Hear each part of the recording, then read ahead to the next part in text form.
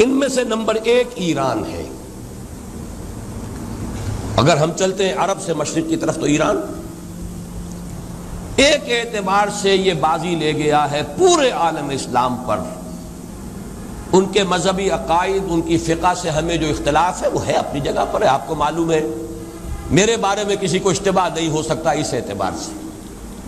میری جس درجے دشمنی رکھی گئی ہے، جس طرح میرے سر کا جو ہے مطالبہ ہوتا تھا، 2 ہی آدمی تھے پاکستان میں کہ جن کے سر مانگے گئے، ایک کراچی کے وہ شاہ بلیغ الدین صاحب اور ایک نے، تو اس حوالے سے وہ اپنی جگہ پر اختلاف ہے، لیکن اس حقیقت کا اعتراف کیے بغیر نہیں رہا جا سکتا پورے عالم اسلام میں یہ واحد مسلمان ملک ہے جس نے بہرحال اپنی شریعت، اپنے عقائد کے مطابق ایک مذہبی انقلاب برپا کیا ہے۔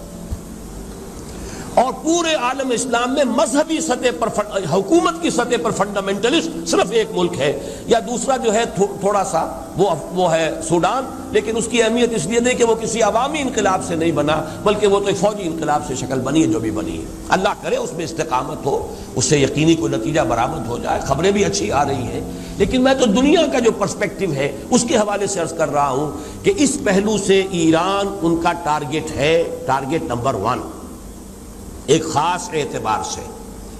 ٹارگٹ نمبر 1 ایک دوسرے اعتبار سے ہم ہیں، وہ میں بعد میں عرض کروں گا۔ چونکہ حکومت کی سطح پر فنڈامنٹلزم ہے اور وہ آیا ہے ایک عوامی انقلاب کے نتیجے میں، پھر ان کے پاس تیل کی دولت ہے، اس کے خلاف اکنامک سینکشنز بھی ہو جائیں تو اگر لیبیا کھڑا ہو سکتا ہے تو بہرحال وہ بھی کھڑا ہو سکتا ہے، اور نقشہ وہ دنیا کو دکھا چکا ہے کہ لڑا دے ممولے کو شہباز سے، یہ نقشہ بھی اس نے دکھا دیا ہے۔ یہ ہے ایران کا معاملہ۔ نمبر 2 پاکستان۔ پاکستان 400 برس کی تجدیدی مساعی کا امین ہے، امانت دار ہے۔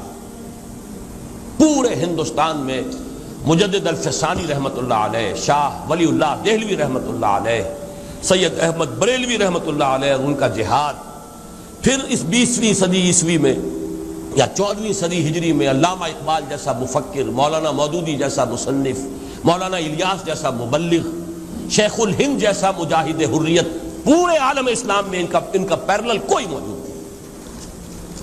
یہ 400 سال کی تاریخ ہے، اس کی امانت، اور اس کے نتیجے میں یہاں کے مڈل کلاس میں فنڈامنٹلزم کا ایک نیوکلیس ہے،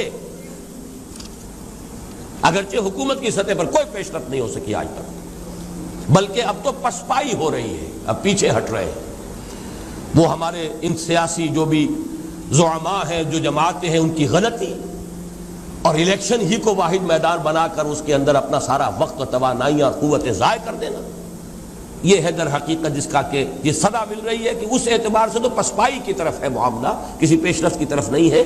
لیکن باہر والے تو دیکھتے ہیں نا کہ اندر کیا کچھ مواد موجود ہے۔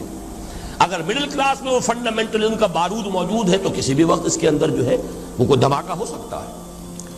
دوسری بات جو ان کے لیے ایک اعتبار سے ٹارگٹ نمبر 1 ہمیں بنا رہی ہے، وہ ہمارا ایٹمک نو ہاؤ ہے، پورے عالم اسلام میں اور کسی کے پاس نہیں۔ اسلامی بم اگر بنے گا تو یہی بنے گا۔